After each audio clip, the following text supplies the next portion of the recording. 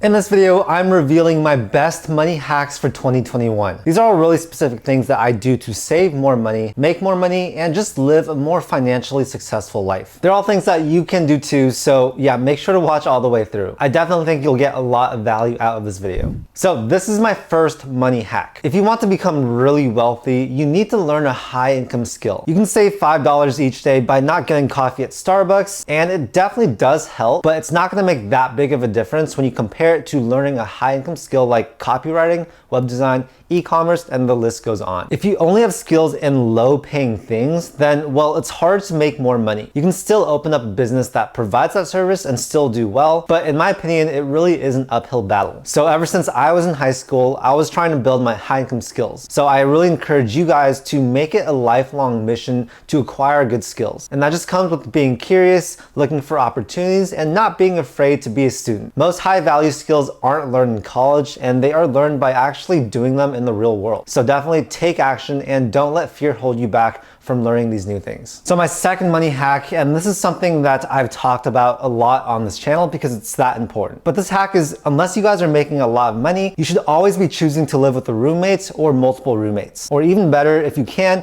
try living at home. Sharing your apartment or housing costs is something that's gonna save you so much money and give you the capital to invest in yourself or other investments much faster. Luckily, I have a girlfriend, so we are able to actually share our apartment together. But besides that, I've had roommates since 2010. And if you find a roommate that inspires you and holds you accountable, then I guarantee you, you're gonna make big leaps with entrepreneurship or anything that you're pursuing, because your environment is super key. And having someone be there that can actually, hold you accountable for chores, for getting things done, it just helps you become more on top of your game, and that's going to affect your entrepreneurship game as well. Third is, when it comes to investing, there are a few really important buckets to have: your retirement accounts, your traditional investing accounts, your own business, and self-improvement, among many other things. The younger you are, the more I'd say to focus on your business and self-improvement. Still invest to get the ball rolling, but you're definitely gonna get a bigger ROI by taking that money and working on yourself and your business. A lot of people make the mistake of being scared to invest in themselves, and it's just kind of weird because most people don't even question going to college and paying up to $50,000 a year on tuition. If you divide that by 365 days, that's about $137 per day. So really imagine what kind of awesome business you could build with that type of money, or all the high value skills you could acquire. And then when it comes to investing, I always recommend to people to maximize their retirement accounts first. If building a bigger net worth is your goal, then it makes little sense to not use the retirement accounts because they literally reduce the amount of taxes you're paying significantly. So max out your Roth IRA, your 401k, SEP, whatever plan it is. And always keep a long-term vision when it comes to buying investments. Putting your money into more diversified and traditionally safer investments like ETFs and mutual funds is something I really recommend that a lot of you guys do. Instead of trying to pick individual stocks, which is actually really hard, invest into the American economy by just buying an S&P 500 index fund. And yeah, even Warren Buffett, that is how he says most people should be investing, especially if you want to build long-term wealth. So speaking of money hacks, let's talk about Harry's, who's the sponsor of this video. I'm one of those Asians that doesn't have much facial hair, but every single morning I wake up with a super prickly mustache that I hate and I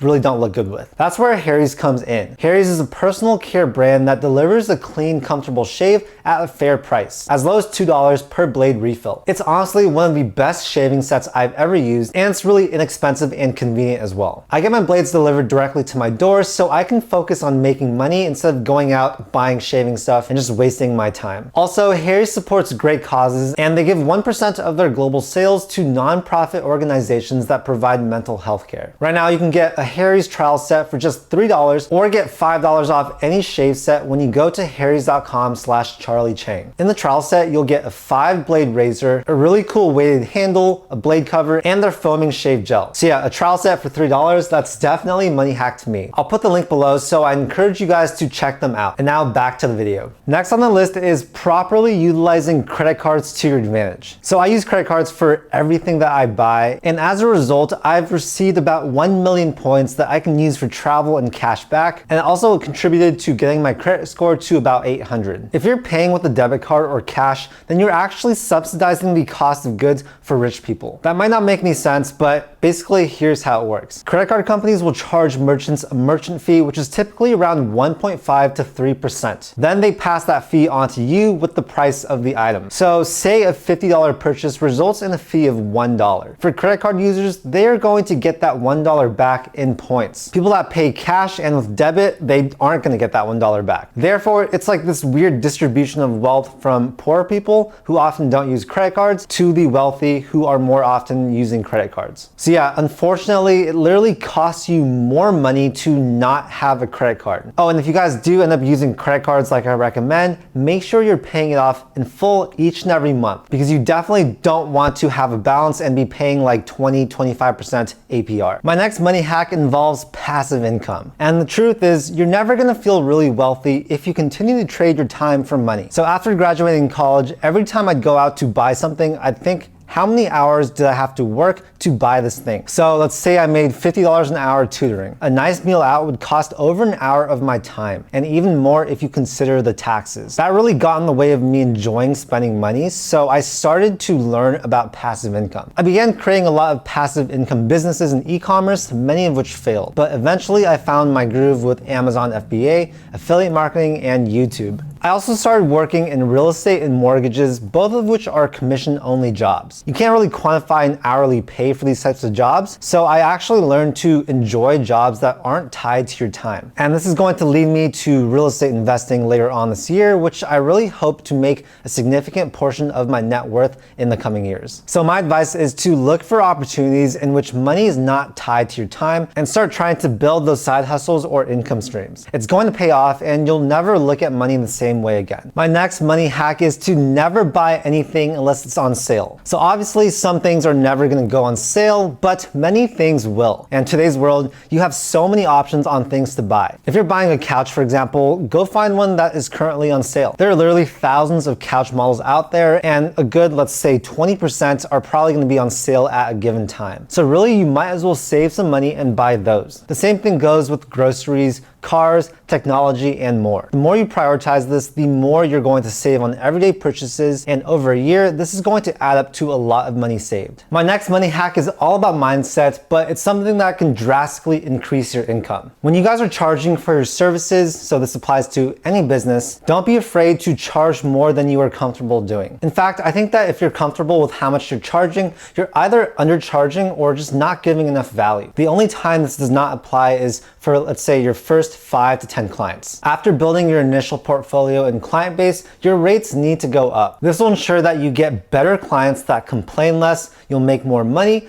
and you'll be able to up the value of your services. Right? Like, think about it. If you're always going to be in your comfort zone when it comes to pricing your product or service, you probably won't get out of your comfort zone when it comes to your profits and impact. So I always tell people to aim high and everything is going to follow. I have a lot of friends in business, and they've told me that every time that they have increased the pricing, they've made more money, they've impacted more people, and they've seen the quality of their clients actually increase. Sure, you're gonna scare off some people that are not willing to pay more money, but in my opinion, being selective with your clients and your customers is one of the best things about entrepreneurship. And when you do that, I guarantee you your income is going to go up. Anyways, those are my 7 big money hacks for 2021 that I wanted to share with you guys. Some of these things I've been doing for a long time, and some of them I've actually found out pretty recently. I just know that if I had implemented everything on this list a lot sooner, I probably would have seen success much, much faster. Anyways, I hope you guys enjoyed the video, and if you guys did, make sure to hit that like button and also subscribe to my channel to see more videos just like this. I make a ton of content about personal finance, entrepreneurship, and investing. Again, thank you so much for your time, and I'll see you in the next video. Peace.